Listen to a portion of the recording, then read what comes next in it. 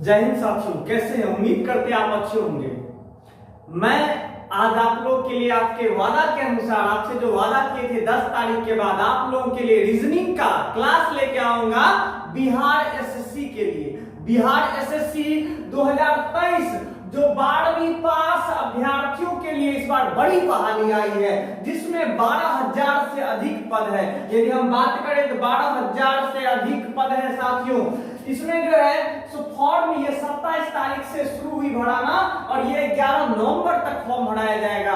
तो सबको ये स्टार्टिंग में भर लें, क्योंकि बिहार का फॉर्म है भाई, लास्ट टाइम में सर्वर डाउन रहता है इसका। तो 1 तारीख तक आप लोग सब कोई फॉर्म भरवा लीजिए। फिर इसमें एक अहम योगदान, पिछले वीडियो में मैंने आप लोगों को सिलेबस पूरा जब बता रहा था तो आपको कहा था कि रीजनिंग का एक अहम रोल है साथियों। रीजनिंग का एक बहुत बड़ा योगदान है इसमें आपको स्कोर बढ़ाने के लिए, क्योंकि रीजनिंग का केवल इस बिहार एसएससी में साथियों रीजनिंग का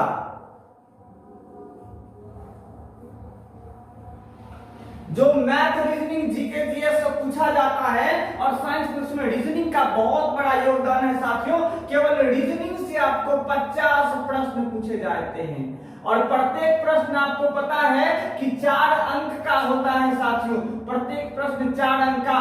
इस प्रकार से टोटल 200 अंक का केवल रीजनिंग हो गए साथियों। 200 अंक का रीजनिंग केवल पूछा जाता है टोटल 600 अंकों की परीक्षा में। पीटी में दोनों में 200 का पूछा जाएगा। पीटी और मेंस एग्जाम दोनों परीक्षा में 200 का नंबर का पूछा जाएगा आपसे साथियों। ठीक है साथियों, अब हम बहुत ज्यादा आपको देर ना करते हुए रीजनिंग की कंप्लीट सिलेबस आज के वीडियो में बता रहे हैं। पिछले में सिलेबस और बताया था, आज रीजनिंग का सिलेबस बता रहा हूं और फिर अगले वीडियो में आपको रीजनिंग का चैप्टर वाइज स्टार्ट करेंगे साथियों, क्लास स्टार्ट करेंगे। फिर बाकी कोई बात नहीं, सिर्फ और सिर्फ क्लास होगा। कोई कमेंट नहीं पढ़ेंगे, बाद में आपका रिप्लाई दिया जाएगा। पढ़ाई के वक्त कोई कमेंट नहीं। ठीक है साथियों, सिर्फ और सिर्फ आपका क्लास चलेगा, क्वेश्चन डिस्कशन करेंगे, सॉल्व करेंगे बेहतरीन ढंग से, जिससे आपको अच्छे तरीके से समझ में आए साथियों। ठीक है, तो चलिए फिलहाल जब रीजनिंग की बात की जाती है साथियों, हम बता दें आपको कि रीजनिंग पढ़ते सब कोई है। रीजनिंग सब्जेक्ट के बारे में सबको पता है, सिलेबस के बारे में सभी को पता होता है, लेकिन बहुत कम ऐसे स्टूडेंट होते हैं जिनको ये मालूम होता है कि रीजनिंग कहते किसको है साथियों। रीजनिंग एग्जाम में पूछता है, सब कोई पढ़ लेते हैं, लेकिन हम आपको बता दें कि रीजनिंग एक वैसा विषय है जिसमें व्यक्ति का सोच का अध्ययन किया जाता है साथियों। व्यक्ति का सोच का अध्ययन करता है। एग्जामिनर तो इतना क्वेश्चन दे रहा है, आपकी सोच का अध्ययन कर रहा है कि आप जब कर्मचारी बनोगे, आप जब ऑफिस में बैठोगे तो आपकी सोच कैसी होगी। जो आपके जनता आएंगे, पब्लिक आएंगे आपसे विचार लेने, आपसे समस्या का समाधान पाने के लिए आएंगे, आपकी सोच कैसी होगी, कितनी फास्ट में आप उसकी समस्या को हल करवा सकते हैं, किस तरीके से, कितने बेहतर तरीका से आप उसका सॉल्व कर सकते हैं, ये भी कहीं ना कहीं उससे जुड़ा हुआ है साथियों। चलिए फिलहाल रीजनिंग की बात करें। क्या सोच का अध्ययन किया जाता है और व्यक्ति का सोच साथियों 2 प्रकार की योग्यताओं पर निर्भर करता है। 2 प्रकार की योग्यताओं पर निर्भर करता है व्यक्ति की सोच साथियों। पहला सोचने की क्षमता और दूसरा सोचने की तरीका साथियों। सोचने की क्षमता की जब बात की जाती है तो ये तो आपको पता होगा, कुछ लोग का जेनेटिक्स होते हैं जो एकदम मंद बुद्धि है तो उसका तो कम रहता है, लेकिन बाकी सभी व्यक्तियों का सोचने की क्षमता अलग अलग प्रकार की होती है, अलग अलग होती है साथियों। कुछ ना कुछ जरूर होता है, सभी का सोच कुछ ना कुछ क्षमता जो होती है रहती है, किसी का कम किसी का अधिक। जिसका कम रहता है उसकी रीजनिंग उतनी कमजोर मानी जाती है, जिसका बेहतरीन होता है रीजनिंग उसका उतना अच्छा होता है साथियों। दूसरा तरीका, दूसरा मैंने क्या, दूसरा योग्यता मैंने बोला सोचने का तरीका। आपको हम बता दें कि रीजनिंग में सोचने का तरीका कुल 5 होते हैं साथियों। कितने होते? 5। बस इतनी बेसिक जानकारी आप याद रखना, उसके बाद आते हैं रीजनिंग पे। पूरे रीजनिंग को साथियों हम जो पढ़ेंगे 3 भाग में बांट कर पढ़ेंगे साथियों। पूरे रीजनिंग को, रीजनिंग समझ में नहीं आ रहा है, इसी को हिंदी में तर्क शक्ति कहते हैं साथियों। तर्क शक्ति या मानसिक योग्यता भी कभी कभी इसको कहते हैं, मानसिक योग्यता भी इसी को कहा जाता है। तो 3 भाग में बांट के इसको हम लोग पढ़ेंगे साथियों। पहला वर्बल,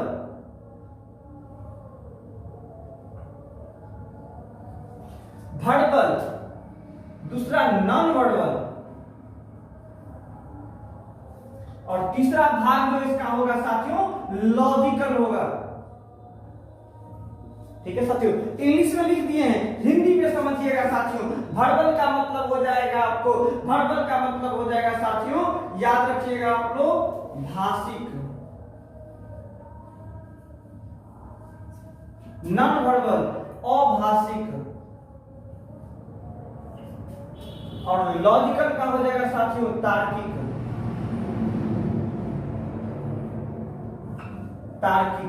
ठीक है साथियों, ये हो गए आपके तीन पार्ट जिसमें हम रीजनिंग को तीन भाग में बांट कर पढ़ेंगे। अब साथियों कहेंगे कि सर वर्बल में इंपोर्टेंट कौन कौन सा चैप्टर है। कुल मिला के जब रीजनिंग की हम लोग बात करते हैं साथियों, लगभग 40 प्लस चैप्टर है रीजनिंग में, 40 प्लस चैप्टर है, और मिला के छोटे बड़े चैप्टर मिला के 40 से अधिक चैप्टर्स है। लेकिन बिहार एसएससी के लिए कितना इंपॉर्टेंट है साथियों, हम आपको बता दें कि आपको लगभग 15 से 20 चैप्टर पढ़ने हैं साथियों, 15 से 20 चैप्टर आपको पढ़ने हैं, 15 से 20 चैप्टर आपको पढ़ने होंगे साथियों।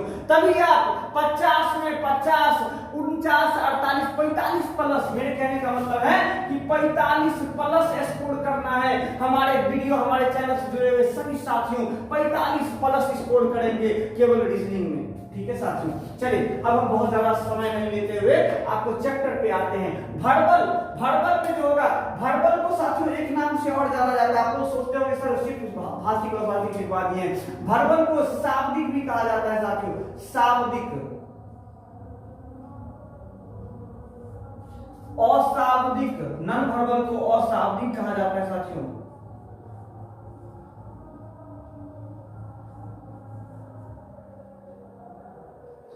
और तार्किक तो जानवे करते हैं आप। ठीक है साथियों, चलिए थोड़ी जगह की कमी के कारण हम इसको मिटा देते हैं। ठीक है साथियों, आप लोग समझ गए होंगे, मैं अब इसको भी मिटा देता हूं।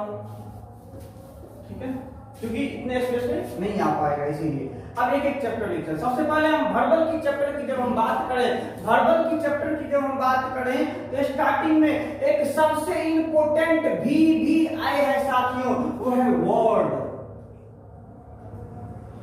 वर्ड, कौन सा वर्ड? अल्फाबेट का, अल्फाबेट का साथियों, अल्फाबेट का, अल्फाबेट का। वर्ड से संबंधित 3 से 4 क्वेश्चन पूछे जाएंगे। इसके अंतर्गत आपको साथियों क्या क्या आ जाएगा? डिक्शनरी से रिलेटेड क्वेश्चन आ जाते हैं। डिक्शनरी, शब्दकोश से रिलेटेड, शब्द बनने पर आधारित प्रश्न, शब्द नहीं बनने पर आधारित प्रश्न, अक्षर युग्म। ठीक है साथियों, ये सब वर्ड में, इसी का नाम हम अल्फाबेट चैप्टर के नाम से आप लोग को हम पढ़ाएंगे। दूसरा चैप्टर एक ही महत्वपूर्ण होगा, कोडिंग डिकोडिंग साथियों।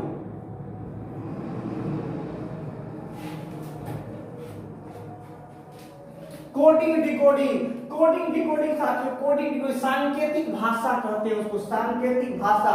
सेकंड चैप्टर आपका होगा कोडिंग डिकोडिंग होगा, सांकेतिक भाषा होगा साथियों। मोस्ट इंपोर्टेंट VVI 2 से 3 क्वेश्चन फिक्स से पूछता ही है एक चैप्टर से साथियों।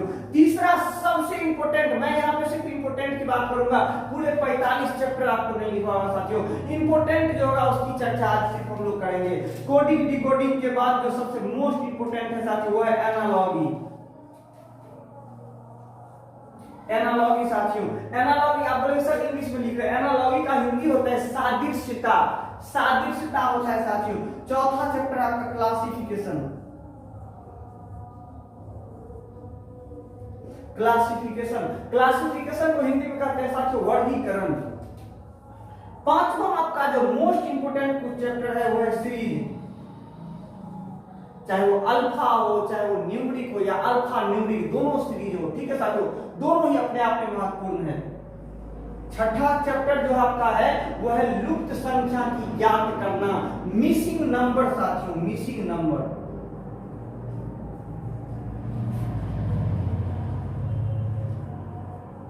Missing number. सातवां चैप्टर जो आपका सबसे इंपोर्टेंट है साथियों वो है डाइस साथियों। आठवां चैप्टर जो आपका है काफी मोस्ट इंपोर्टेंट, डायरेक्शन। 9वां चैप्टर की बात करें साथियों तो डायरेक्शन के बाद रैंकिंग साथियों। इसके अलावा और बहुत सारे चैप्टर है, जैसे आपका ब्लड रिलेशन मैंने छोड़ दिया, सेटिंग अरेंजमेंट, पजल। ठीक है साथियों, क्यूब, क्यूबाइड, क्लॉक, कैलेंडर, ये सारे मोस्ट इंपोर्टेंट चैप्टर है साथियों। ये सारे थे वर्बल के। अब थोड़ी सी हम नॉन वर्बल की जब हम बात करें तो नॉन वर्बल में सबसे इंपोर्टेंट है साथियों सीरीज का। सीरीज नॉन वर्बल डायग्राम वाला, आकृति वाला सब, आकृति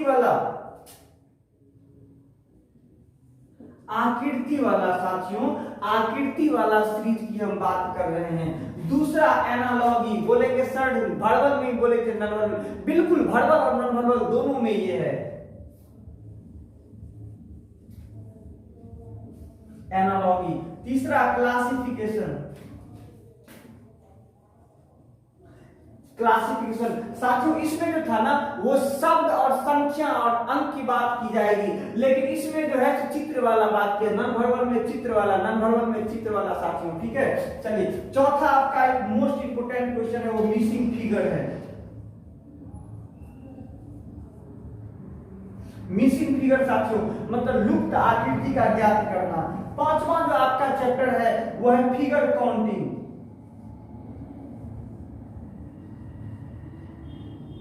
फिगर काउंटिंग साथियों आकृति की गिनती करना। छठा चैप्टर है आपका इम्बाइडेड फिगर।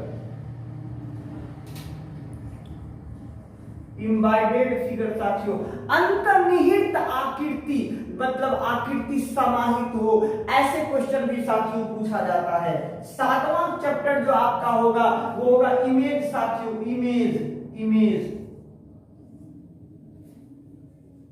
इमेज साथियों दो प्रकार के होते हैं, एक मिरर और एक वाटर। एक मिरर इमेज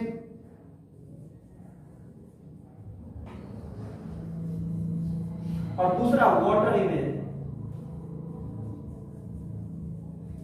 इंग्लिश में बोल रहे हैं मिरर इमेज करने का मतलब दर्पण प्रतिबिंब, और वाटर इमेज यानी कि जल प्रतिबिंब। इन दो चैप्टर से भी क्वेश्चन काफी ज्यादा पूछे जाते हैं साथियों।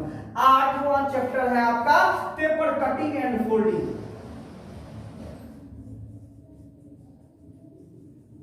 Paper cutting and folding.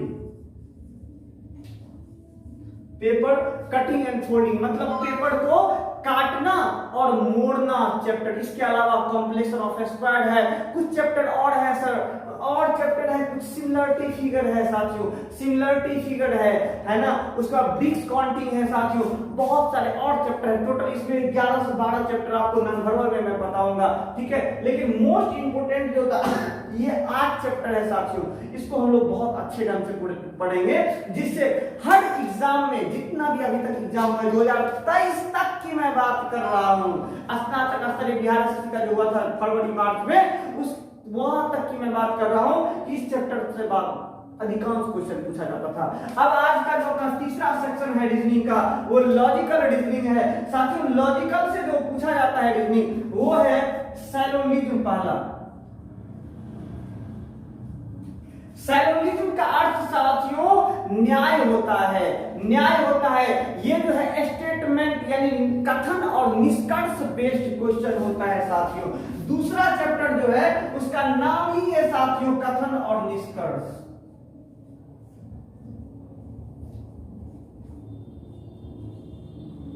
कथन एवं निष्कर्ष यानी स्टेटमेंट और कंक्लूजन। तीसरा चैप्टर की यदि हम बात करें तो statement and argument. Statement and argument साथियों। यदि हम चौथे चैप्टर की बात करें तो statement and argument, statement and assumption साथियों, स्टेटमेंट एंड अजम्पशन, अजम्पशन। और पांचवा चैप्टर आपका हो जाएगा cause and effect. Cause and effect साथियों, कॉज एंड इफेक्ट। और छठा चैप्टर एक और मोस्ट इंपोर्टेंट चैप्टर है कोर्स ऑफ एक्शन साथियों, कोर्स ऑफ एक्शन। और पैसेज इंटरफेरेंस, अब साथियों बहुत कम क्वेश्चन पूछा जाता है इससे। पैसेज इंटरफेरेंस से कम क्वेश्चन पूछे जाते हैं रीजनिंग में, पैसेज से नहीं क्वेश्चन पूछा जाता है उतना। आपको बिहार एसएससी की मैं बात करूं, बिहार एसएससी में कम पूछा जाए क्वेश्चन इससे। एक और मेरे तरफ से डीएस साथियों एक डीएस का चैप्टर ये मोस्ट इंपोर्टेंट है, इससे आपको एक क्वेश्चन पूछ देगा डीएस का। डीएस यानी डाटा सफिशिएंसी से जितने भी वर्बल के चैप्टर हैं इन सभी का निचोड़ कर सकते हैं। वर्बल और लॉजिकल का निचोड़ होता है ये किसमें, डाटा सफिशिएंसी डीएस में साथियों। तो ये थे टोटल रीजनिंग के मोस्ट इंपोर्टेंट चैप्टर जिससे क्वेश्चन पूछे जाते हैं। इसके अलावा मैंने आपको कुछ चैप्टर सिर्फ बोल दिया था, आप सुन लेंगे। जो चैप्टर इसमें छूट गया है मैं जब क्लास आपको दूंगा चैप्टर बाय चैप्टर बहुत बेहतरीन ढंग से उसका क्वेश्चन करवाऊंगा, थ्योरी करवाऊंगा आपको, जिससे 45 प्लस साथियों 45 प्लस आपका स्कोर हो केवल रीजनिंग में। 45 क्वेश्चन सही होना चाहिए, 45 से अधिक, 50 में 50 लाना है साथियों और सही होता। मैं बता दूं, आप बोलेंगे सर आपका क्या है, मैं आपको बता दूं कि एसएससी सीएचएसएल 2017 में 16-17 वाला जो था मेरा 25 में 25 रीजनिंग सही था साथियों। रेलवे ग्रुप डी एएलपी 2018 में, 2020 में railway group D LP railway group D का, ठीक है साथियों, दोनों में मेरा बेहतरीन रिजल्ट रहा है। मैथ और रीजनिंग का मेरा फुल अंक रहा है, कंप्लीट टोटल 100% क्वेश्चन मेरा सही था साथियों। सीएचएसएल में एक क्वेश्चन रीजनिंग का जो है गलत था, वहीं पे क्वेश्चन में ही मिस्टेक था जिसका बाद में स्टार मार्क करके आंसर जारी किया गया था साथियों, वो मेरा गलत था। बाकी जो 100% मेरा सही था साथियों। और कहते हैं आपको कि रिजल्ट, बोलेंगे सर फिर यहाँ पे क्यों बैठे, नौकरी क्यों नहीं किए? भाई जरूरी नहीं है सिर्फ एक सब्जेक्ट से, ठीक है। कभी आपको मैं अपना पूरा सर्टिफिकेट भी दिखा दूंगा, जो मैं अपना रिजल्ट, मैं अपना स्कोर कार्ड आपको दिखा दूंगा, ठीक है साथियों।